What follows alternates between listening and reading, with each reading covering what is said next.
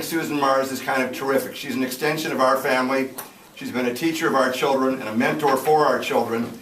She's the ideal friend. She understands us and she likes us anyway. Susan Mars.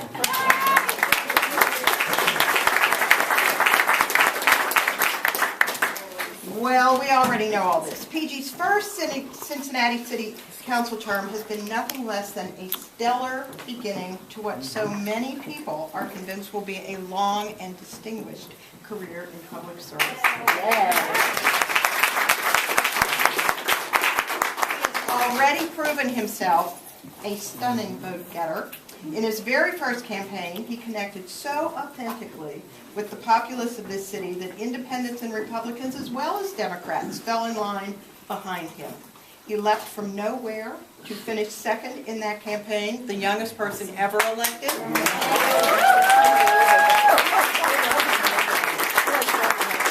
In that role, he has proven himself a superb communicator. He's reached out to all corners of this community, and people have quickly learned not only to like him, but to trust him. That's because he listens with his warm heart as well as his fine brain. He acknowledges the differences in opinion honestly, and he works tirelessly to achieve solutions that are both visionary and practical. And in doing so, he has proven himself a superb leader, taking on issue after issue, always with the well-being of the city in mind. 2 years ago, I voted for PG with confidence in his promise. This time, we can all vote for him with pride in his record.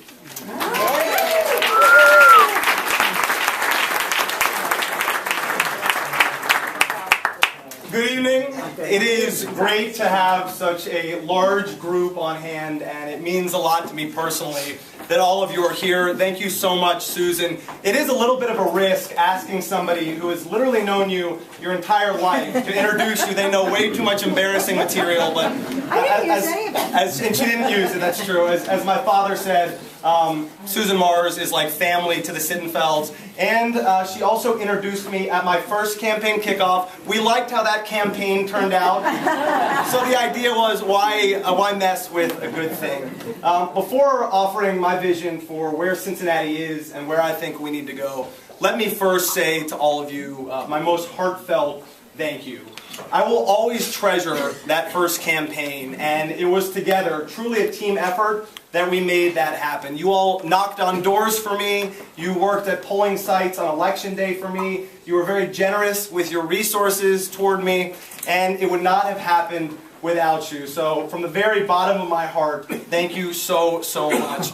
I wake up, and I have woken up every day for the last year and a half, grateful that I get to spend my time working to help improve a city that we all care a lot about.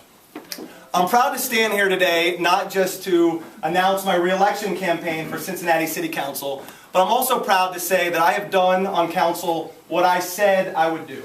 I have taken an independent-minded, common-sense approach to how the city does business, being a very careful watchdog for all of our taxpayer dollars and making sure we maintain a competitive environment for doing business. I've been a fighter for our neighborhoods through legislation and through initiatives trying to combat everything from foreclosures to blight to potholes to crime. I think I've been progressive and forward-looking, supporting actions that have helped make Cincinnati a more inclusive city and that have also helped make Cincinnati a more environmentally sustainable city. And most important, I hope that I have listened. Whether it's been individual constituent requests or you're sharing with me your big ideas, I've done everything I can to be helpful every step of the way, and that's exactly what I'm going to continue to do. Now I believe, and I hope all of you feel the same way, that new energetic leadership is helping propel the city forward in a genuinely exciting way. How encouraging has it been to see the opening of Smale Riverfront Park and Washington Park, the redevelopment and revitalization of our riverfront, of Fountain Square, of Over the Rhine, the hosting of major events like the World Choir Games, and the announcement just last week that the Major League Baseball All-Star Game is coming back to the birthplace of professional baseball. Yeah!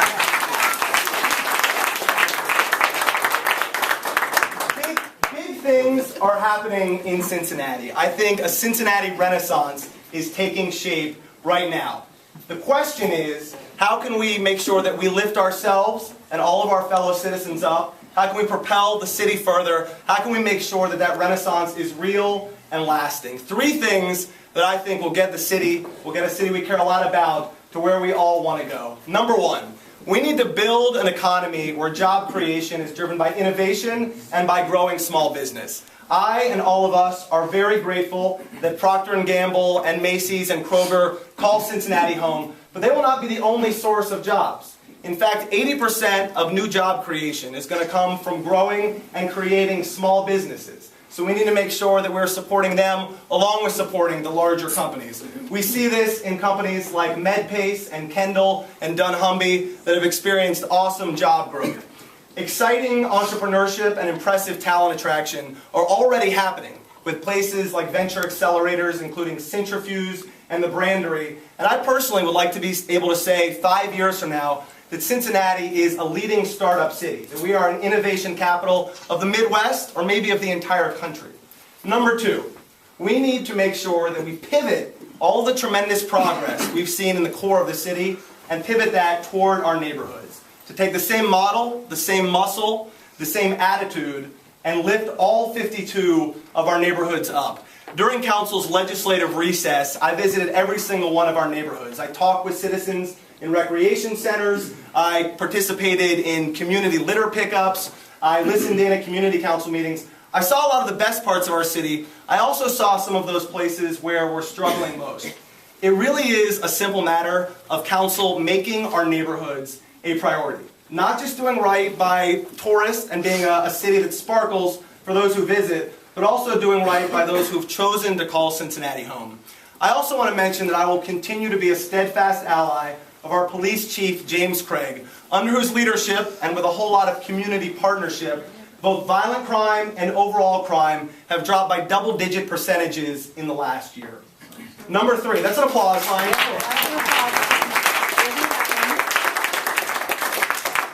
Number 3, and this is probably the most challenging and also the most aspirational of our goals, but it's something that we have to face if we're truly going to be a great city.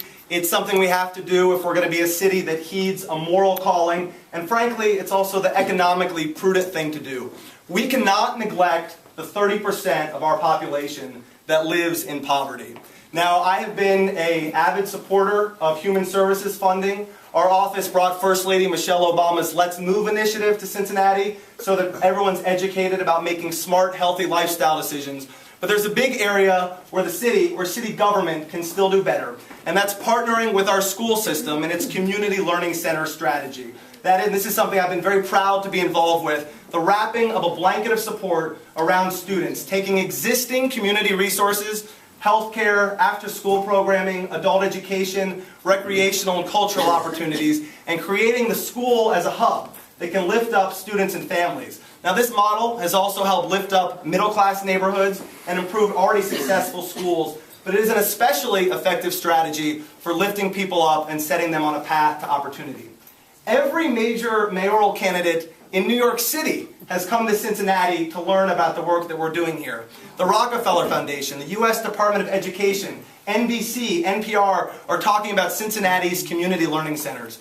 There is room for city government to do better, to deepen its partnership, to maximize its partnership, and again, set all of our population on a path to opportunity. I am excited for Cincinnati, and I am also very ambitious for our city. Now, the things I just talked about, I need your help to make those happen, and I would not ask for your help if I didn't truly need it. The council field is now running for 4-year terms rather than 2-year terms, so I think in a very real way, there's twice as much at stake, and I suspect we'll see one of the largest, most competitive fields on hand that council's seen in recent memory. I need your help through your resources, and I need you to get your friends and your neighbors to contribute their resources. I need your grassroots activism and volunteering as you supplied so generously last time. Ultimately, of course, I need and would be very humbled to have your vote. Without all these things, I will not get to continue serving on council, committing myself to a city that I love and trying to help lift up a community that I could not be more committed to. For me, what does it all add up to? As Cincinnati as a place where you can do big things. You want to start a business here, we'll make it easy. You want to raise your family here, we will ensure the highest possible quality of life and standard of safety. You want to lift yourself out of poverty? We have the educational resources that will allow you to do it. Together, with the leadership that we deserve, all of that can happen in Cincinnati. Together, and with your help, we can make this Cincinnati Renaissance real. So thank you so much, and let's get to work.